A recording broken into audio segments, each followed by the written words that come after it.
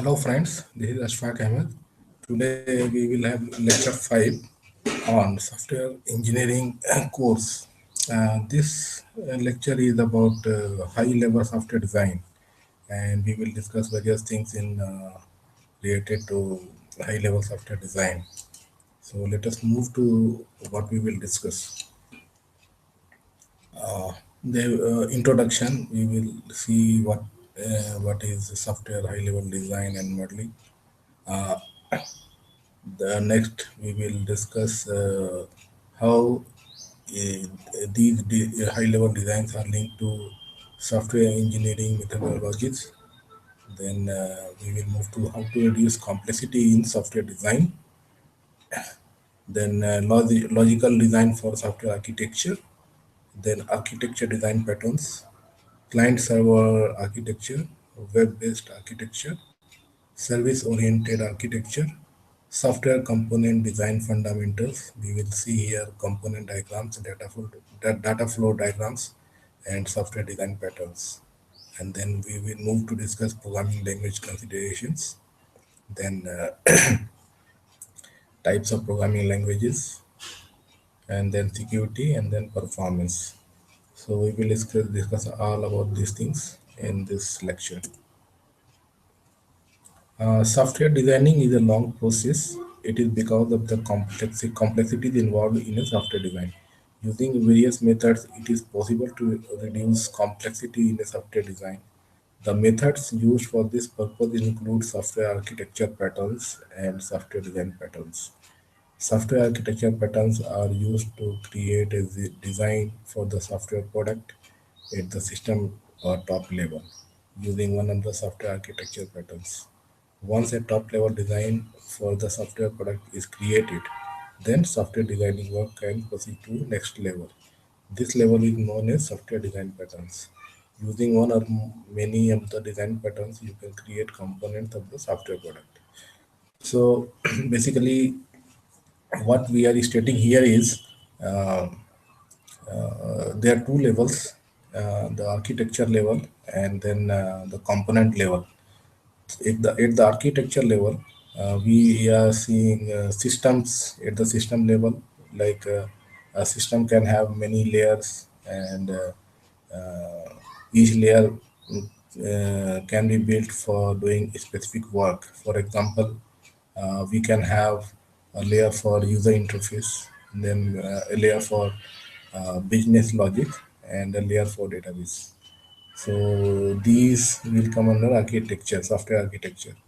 And when we move to the next level, the software design level, then we discuss about components for user interface, components for business logic, components for database.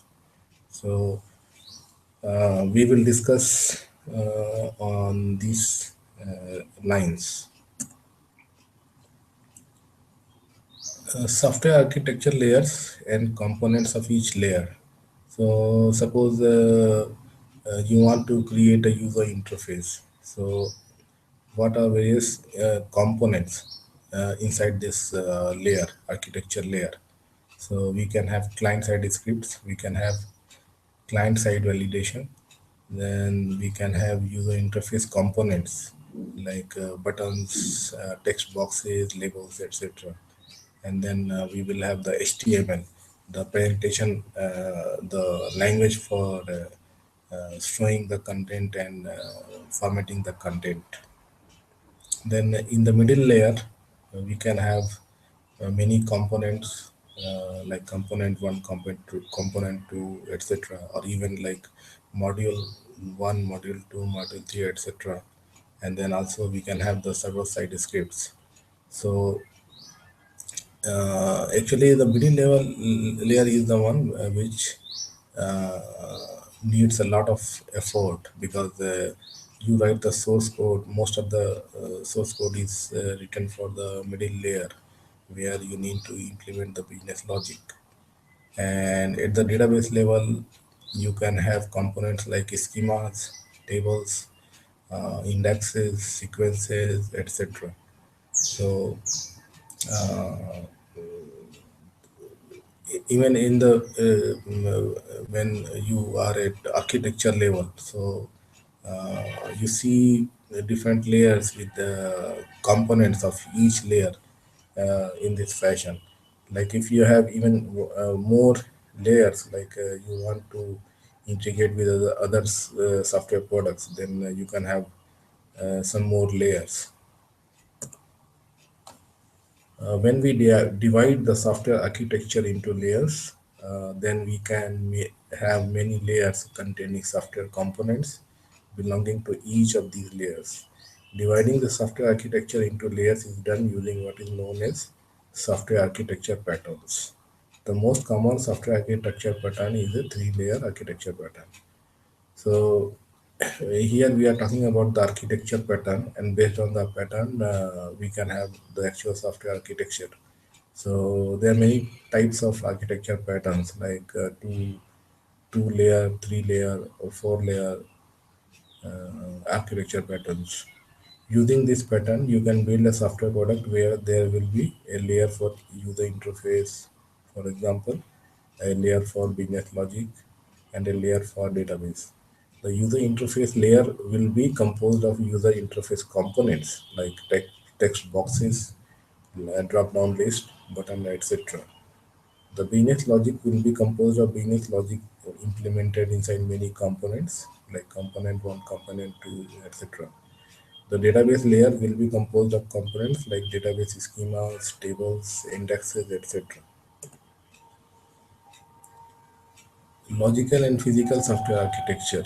Uh, Here, suppose based on a three layers architecture pattern, you built you built a software product, and the layers here will be say user interface, business logic, database layer. The same, and this is basically logical representation of the software product. Suppose your software product has to be implemented on different computers and different we say boxes. So in that case, it can happen that the business logic is implemented at two computers or two boxes, box one and box two. Similarly, database is implemented at two computers. So in that case, you end up having a design, physical design, which have two boxes for business logic and two boxes for database layer, and one box for user interface. The uh, same architecture can be represented logically by just showing the user interface, the business logic, and database layer. So this is the difference between physical and logical software architecture. So why we use logical software architecture? Because when we show the physical software architecture, understanding this architecture can become difficult. But when you put it logically, then it is easier to understand the architecture. So this is the use of logical software architecture. A software product is composed of many layers and components. These layers and components can be physically installed on many computers. All these parts of a software product can also be installed on a single computer. Thus, we can have scenarios where the same software product can be physically located apart when its parts are installed on many computers. The physical separation of parts of a software product may complicate software design. To make sure that a software design is easier to understand, it is better to represent it using a logical software design. No matter how individual parts of a software product are going to be installed physically, they can be represented logically without the physical details attached. The physical software design can be used only when they are deployed on various computers. For making software design during software development, logical representation is more useful.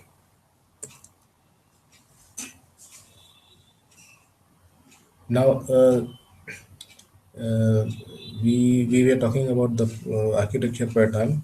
So again, coming back here, you can see, uh, suppose you have a two-tier architecture pattern. So in a client server scenario, you will have a user interface and business logic implemented in one place, and then you have it is connected to a database. So it will be a two-tier architecture pattern. And in case of web-based, what will happen is you have a user browser on a user computer, but it is connecting to say a website. So this website is hosted on a web hosting server, and this web hosting server will have two parts: web server and application server. So it is possible that the web server and the application server are sitting on the same box, and they are almost not separate from each other. And then it is this middle tier is attached to a database. So in in a web-based architecture, the this architecture pattern will look like this, and it will look differently from a client server architecture. One of the software architecture patterns is the two-layer software architecture pattern. In a two-layer software architecture pattern, there is a layer which contains both a user interface as well as the business logic. The other layer in this pattern is the database layer. A two-layer architecture pattern can also be used for web-based software products. In this case, there will be a web server and an application server combined as the user interface and business logic layer. There will be a database at the back. The content coming from the web server can be viewed on any web browser. This kind of software architecture pattern is used for smaller software products. This is a simpler architecture pattern and used for smaller software products. This architecture is not suitable for large software products. Now, here is a three-tier architecture pattern. So, in the three architecture pattern, we will have the client, where you will have the user interfaces. Then the middle tier, where the business logic will be implemented, and then at the back there will be a database. So this is a typical client server architecture. When we come to the web-based architecture, so we will have a user browser which can connect to a web server, and this web server is connected to application server, and then it is connected to a database. So this is the three-tier architecture pattern for web-based products. And then we can also have n-tier architecture pattern where we have more than three layers. So in such a scenario, for a web-based product, we can have the user browsers, and then we can have a web server, then we can have an application server, and then we can have a database. And at the application server level, we can have connection to a third party application. So this is a typical architecture for n-tier software products.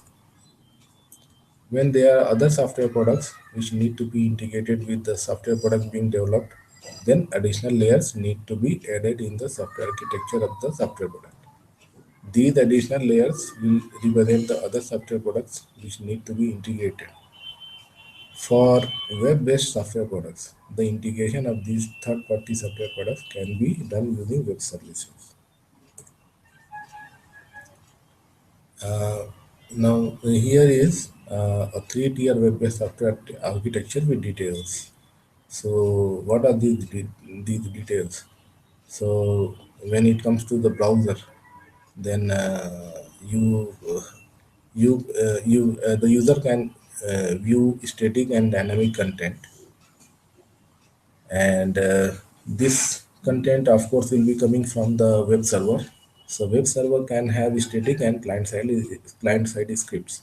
So the static content is html, say html pages, and the client side side scripts can be inside those HTML pages. So if the software product has client-side scripts, in that case, those client-side scripts will be downloaded to the user browser, and those scripts will run inside the browser. And then the content generated by the scripts can be viewed in the user browser. And then we have the web server connected to a application server. So application server will have server side scripts and code, source code, or programming code. So when a software product runs on an application server, so all these scripts, server side scripts and code runs and generates content. This content is sent to web server. So this content is in form of HTML. If it is in form of any other form, web server will not be able to send it to the web browser to display it. So only, so whenever you have any server side scripts and source code, machine code or programming code uh, hosted, so it must generate HTML content. And it is also known as dynamic content because uh, it will the application server will be connected to a database, and it can fetch data which may be there in the database, and it can see or it can manipulate that data, and uh, then generate some content in HTML format, and then it will be transferred to the web server, and the this content on the web server can be viewed in the user browser. For web-based software products, the contents which are visible on the user interface, the web browser, come from the web server. The application server is used to contain all the business logic. The database components are contained in a separate layer. The web server contains both client-side scripts as well as the static content of a web-based software product. The application server is used to contain both server-side scripts as well as compiled source code. The server-side scripts and the compiled code form the business logic of the software product. So here is a depiction of a web browser. So in web browser window, you have a bar uh, which where you can type the URL or universal resource locator, like say ABC or say Microsoft.com, and when you hit the enter button, the web browser, if your computer is connected to the internet, this website, uh, the pages on the website will be shown in the web browser. So the those pages may contain buttons, labels, text boxes, etc. So there is a typical web browser. A web browser can display all the content coming from the web server. The web server itself can only run static content. A static content is something which does not change over time. In contrast, content from a database will be changing over time as changes in data contained in a database gets changed due to new entries or modification in existing records, etc. Thus, content coming from an application server is considered dynamic, as content coming out from an application server is updated whenever there is a change in data in the database. When server-side scripts and compiled code run on application server, they generate content in HTML format. This dynamic content is sent to the web server. The web server combines this content coming from the application server with the static content and client-side scripts which it contains. This entire content is sent to web browsers. The web browsers contain an engine to run client-side scripts, The web browser then displays the content coming from the web server and combines it with the content generated from client-side scripts. Now, we also can have software products which can be based on service-oriented architecture. So these are software products can be can be a consumer or a generator or provider of this service. So service-oriented architecture is used in many cases. For example, suppose uh, there is a website for booking flights, and the in, the information about the flight and prices, especially the prices and timing, are kept on the the airline which runs some flights. So the software product which needs to show a large number of flights. So definitely these flights will belong to different airlines. So and at the same time, updating information if there are any changes in the prices of the flights or timing of the flights, then this software product uh, mm, owner will have difficulty in updating all that information.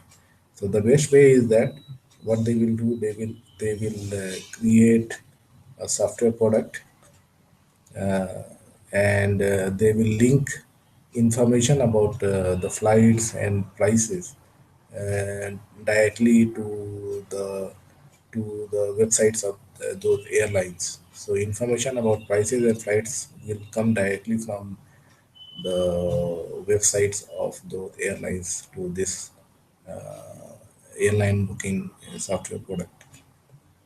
This is how service-oriented architecture works, and how this is how you you build a software product. So basically, the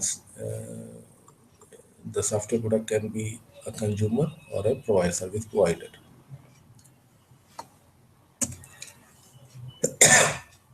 A software product built on service-oriented architecture has an open interface for either integrating itself to another software product or integrating other software product to itself. Thus, a software product can either be a consumer of software services or a producer of software services. For web-based software products, web services are used to integrate software products. So, web services are one example of service-oriented architecture. Now we come to the most important part of this lecture: software component diagrams.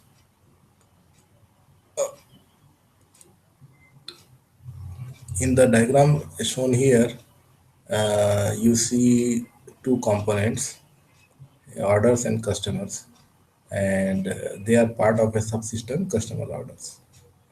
And these components are integrated with each other as well as integrated with some other components through interfaces. So you can have two kinds of connectors: assembly connectors and delegation connectors. So assembly connectors are tight couplings and delegation connectors are loose couplings. So loose couplings are like, say, uh, you can integrate loosely anytime. Whenever required, you can have the integration. When you do not require the integration, then it can be dropped. So this way you can actually connect to any software with which you want to integrate without thinking about how to connect and disconnect.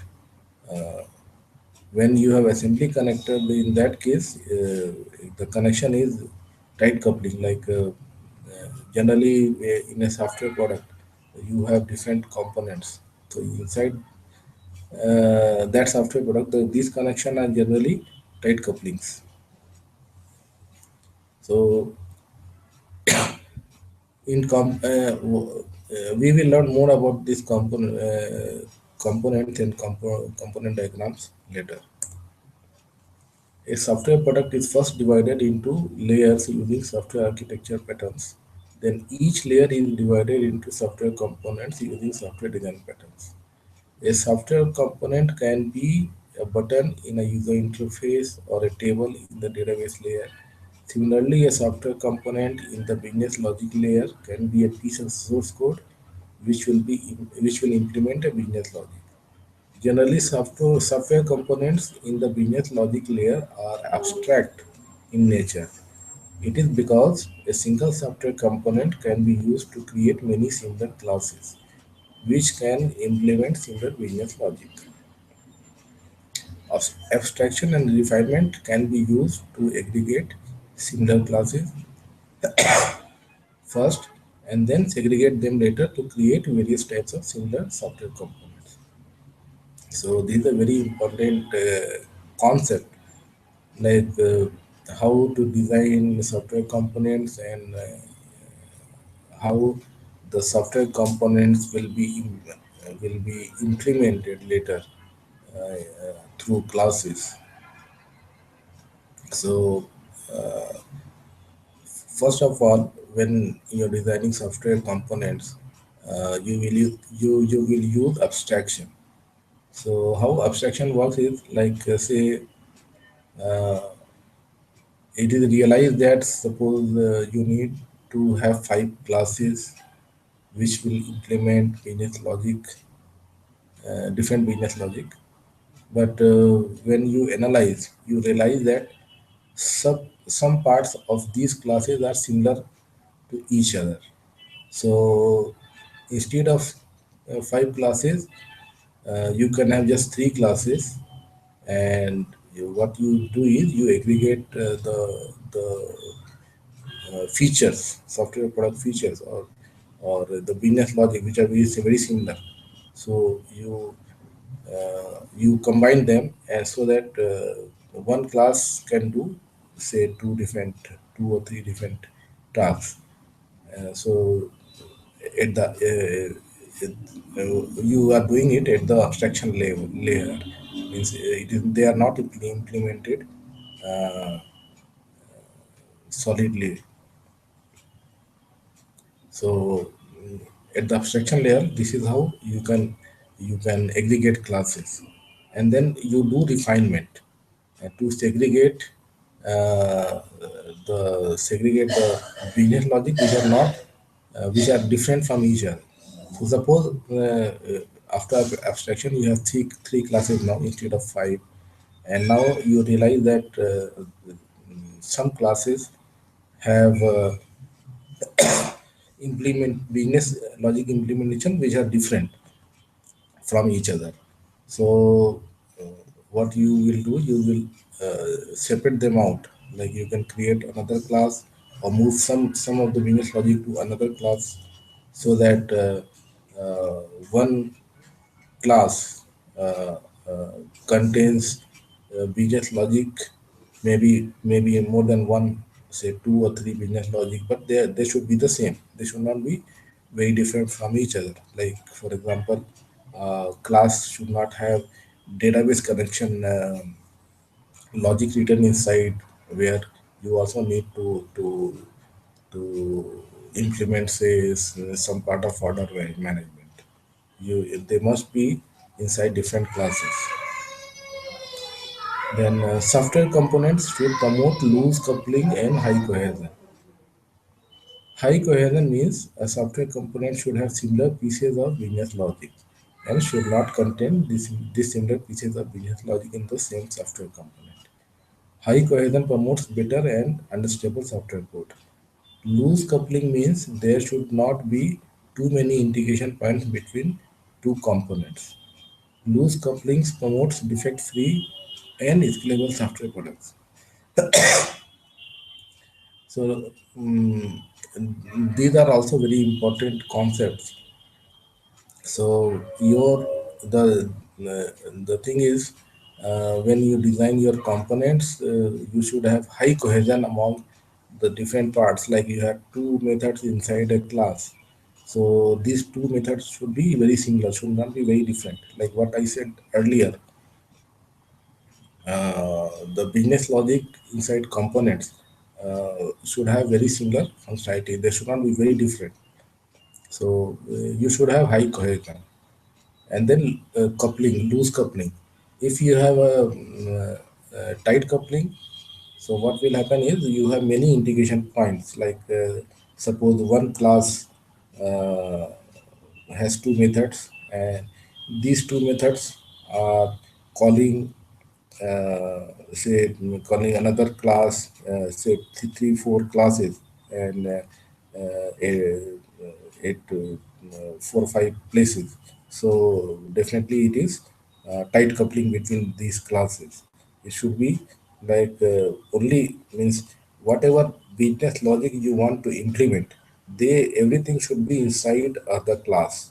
Only the class should call to another method in another class only when required, and not unnecessarily you should be making calls. So this is concept of loose coupling and high coupling, tight coupling. If you have tight coupling, means there will be too many calls, and this is not a good design, because uh, this kind of design will slow down will affect your performance. It will slow down your software product. At the same time, it will also lead to defects, because too many calls means there are chances of too many defects coming inside the software product.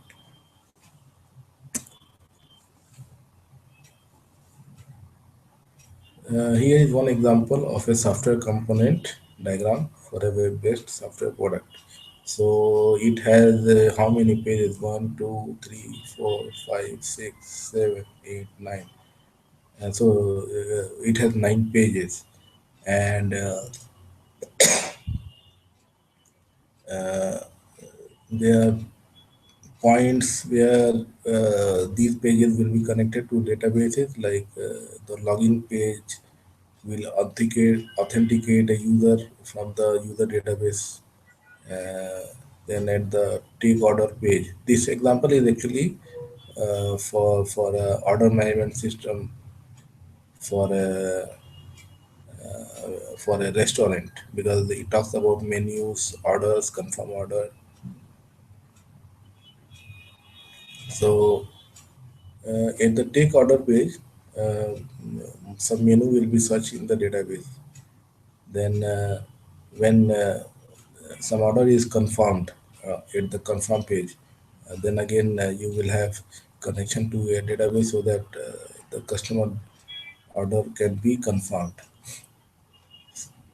So this is how you draw a component diagram. You create different components of the product, and then you link them to each other, and then you also show when some kind of database connection has to be done. One important information at this stage is that when you this kind of diagram, when you are creating, the details of those components is not shown.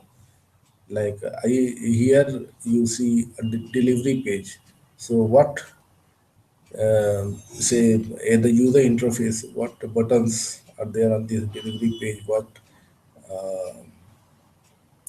text boxes or labels are there on this delivery page? They are not shown here.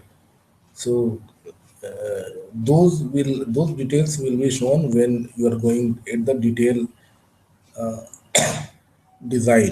software design, not at high level design.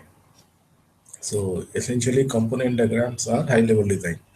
So it will not show all the details. It will only show the, the main components.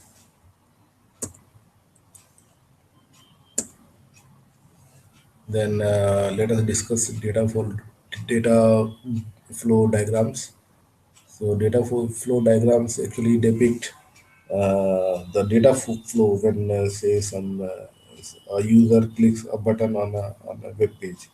So what happens? How this what the product uh, will be activated? How the data will be flowing from say user interface to business logic and to the database.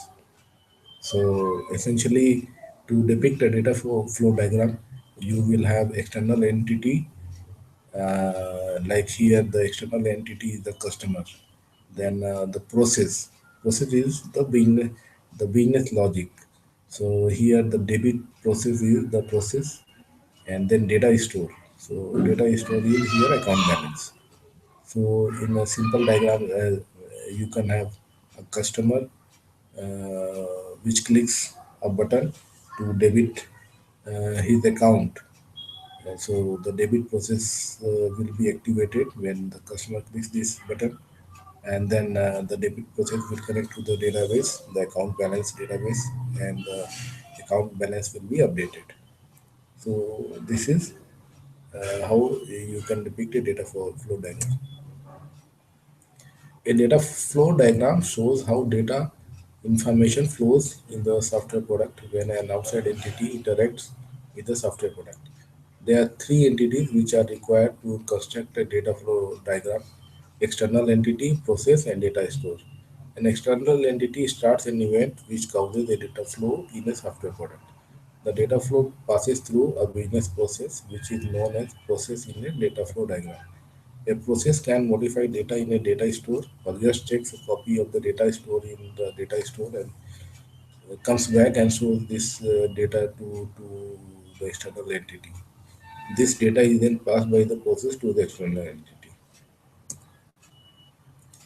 So here is a data flow diagram for order management, restaurant order management system. So here a sales representative takes some orders from customers and how the data will flow here. So sales representative is the external entity here, and when some order is to be processed, then the business logic implemented in the process order process, uh, the data will pass to this process, and from there, say you need to deliver food. So the deliver food process will be activated, and then it may go and then update the menu database, like the after confirmation, the menu database will be updated. Then you can have a login process where the sales representative needs to log in the system. So the login process, the data will flow from the sales representative to login process, and then it will connect to the user data store and see if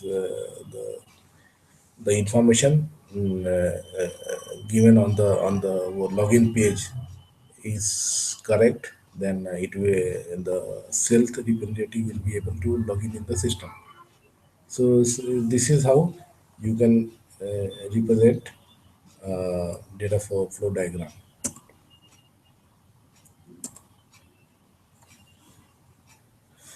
Now we will be discussing about the design software design patterns.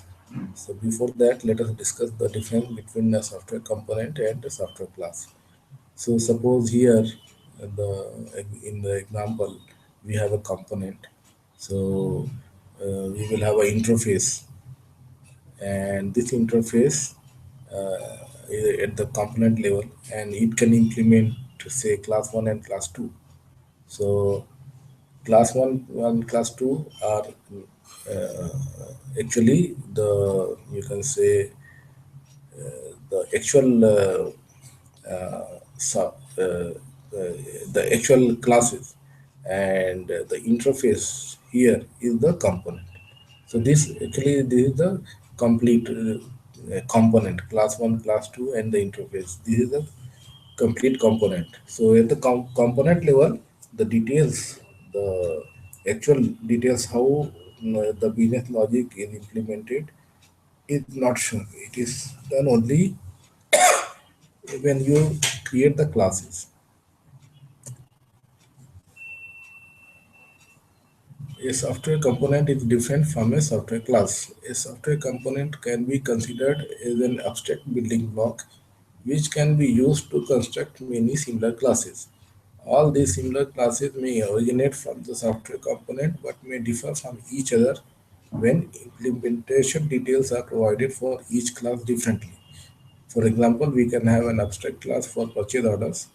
Based on this abstract class, various concrete classes can be created which will be used to implement various kinds of purchase orders, like purchase orders for procuring services, purchase orders for procuring equity goods, purchase orders for procuring capital goods, etc.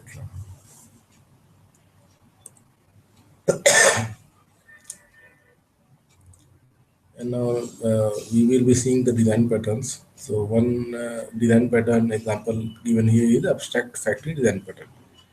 Uh, Before that, let me tell you the what are design patterns. So we discussed earlier uh, the architecture patterns.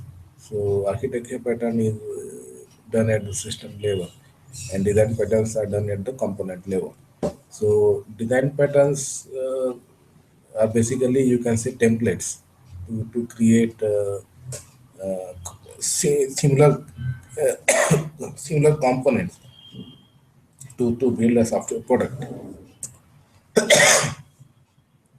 Software design patterns help in creating software components using software component design templates.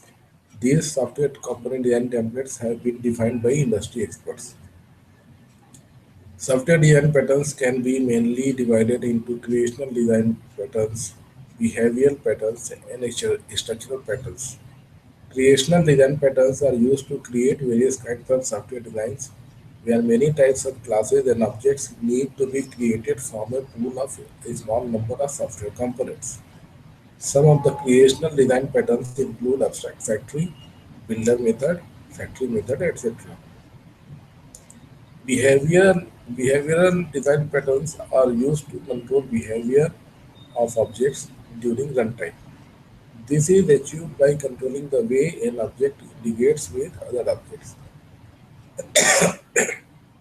Some of the behavior design patterns include interpreter, command, iterator, design pattern, etc. Structural design patterns are used to provide an interface of an object at runtime so that it can be integrated with other objects. Some of the structural design patterns include adapter, bridge, composite design patterns, etc. So this was all about the design patterns and component diagrams and data flow diagrams. Uh, you can go through various sources to get more information about these topics. And now let us move to programming languages. We discussed programming languages because at the high level design, because they impact many decisions for when you actually go for detailed level software design and software construction. Programming languages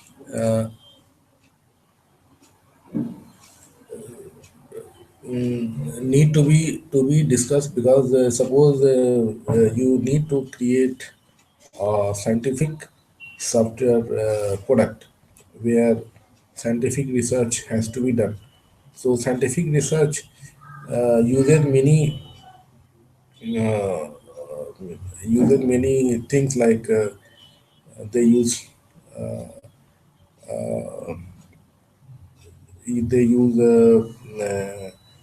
scientific terminology and then scientific ways of doing things. So some programming languages have already defined many libraries and many components which can be used directly. You don't need to write source code to build those components.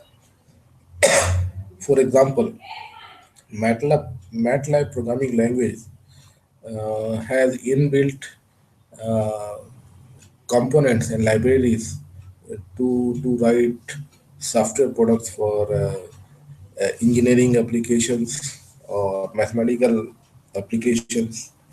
So you don't need to write many to write source code for many things.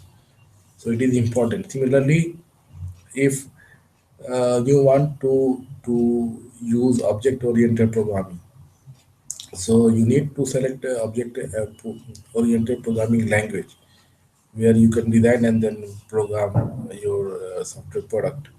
And you need to consider if you need to go for selecting object oriented programming or not. So these considerations are very important. So we have shown some examples of different programming languages, like, and how these types of languages can be categorized.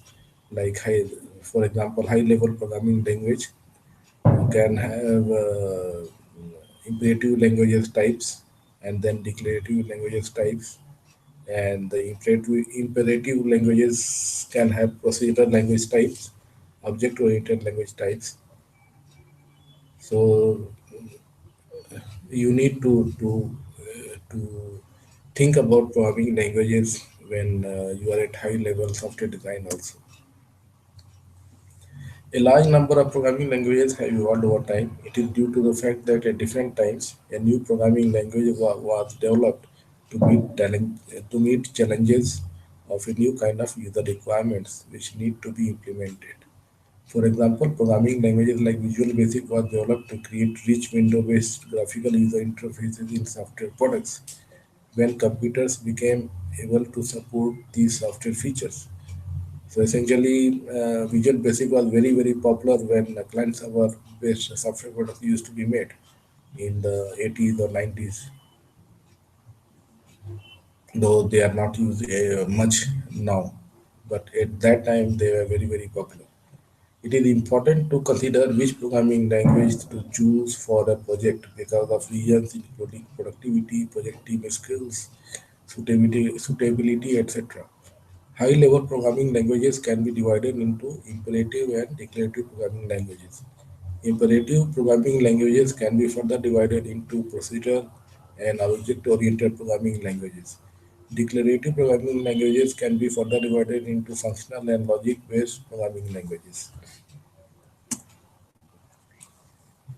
Apart from programming language selection, considerations about the technology to be used also need to be taken care of. Based on software product size, security, performance, capability, compatibility, etc., suitable technologies need to be selected. If a small software product need to be developed, which need to be used by a few people, then a less costly and simple technology need to be selected. So now this is also a important consideration. Like you need to build a very small product, which can be used by only few people. So why you will need to invest in high-end technology, which will be costly and complex, and since it will be complex, then the people who will be building the product will be highly skilled and highly costly. Since only need to build a small product, so you don't need highly skilled people. So simpler technology will be more suitable in this case. In contrast, a large software product needs sophisticated technology infrastructure. For example, if a database is needed for the software product, then only a database engine like Oracle, SQL Server, or similar engine can support a large size database. To develop the software product, a good integrated development environment is also needed. Most web-based software products need strict security measures to prevent unauthorized access.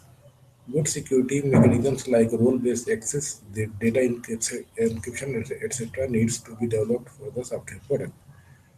Most web-based software products require good performance even with slow internet connections. Good performance techniques like database caching, minimal round trips to the database, user validations, using client-side scripts, usage of small size media files, etc. Ensure that the users always get good performance while using the software product. So now we also need to discuss about these performance, security, usability issues, and these are also also need to be considered when you are at software high level design stage. So this was all about software high level design, folks. Uh, I appreciate for your time, and you can always send me any queries, contact me through tweets, or you can send me any email, and I will reply. And so far, we have been discussing theory, like we have been discussing the feasibility studies, and even the requirement management is technical, but still it is not something which uh, where you can do exercises, and even at the high level design, you cannot do many exercises. But when we move to the next lecture, which is about user interface design, and later when we will be discussing the middle level software design and construction. So definitely we will be doing a lot of exercises, hands-on exercises. I will show you uh, some source code, how to write, and how to learn, and how to understand different aspects. So this was all about today. Thanks again. Bye.